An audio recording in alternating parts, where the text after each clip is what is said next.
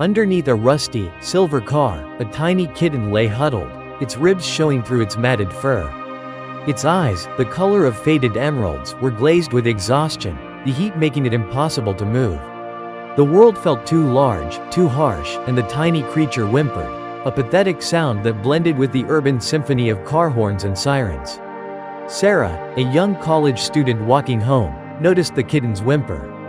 She bent down, her heart clenching at the sight of the emaciated creature, its fur crawling with fleas. She scooped it up gently, its body so small and fragile it seemed like it could shatter in her hands. The kitten, though weak, clung to her, its tiny claws digging into her palm. She knew this was no stray, this was a discarded pet, someone's unwanted love, and the feeling of injustice burned in her chest.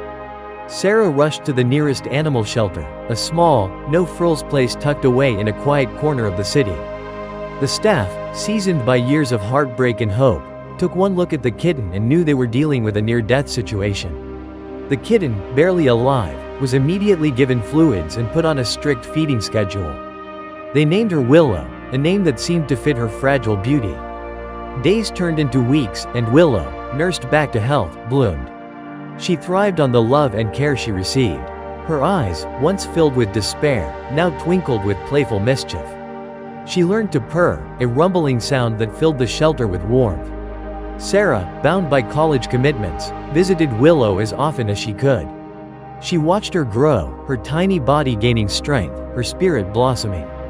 She couldn't help but feel a pang of sadness each time she left, knowing that Willow would one day leave for her forever home. The day Willow was deemed ready for adoption, the staff was nervous. She was a special kitten, and they wanted the perfect home for her. But weeks passed, and no one came forward. Willow, once a sickly waif, now a picture of health and happiness, began to lose her playful spirit. The staff, heartbroken, saw a flicker of the old fear in her eyes, a fear that only she could understand. Sarah, visiting Willow on a Tuesday afternoon, saw the change in her.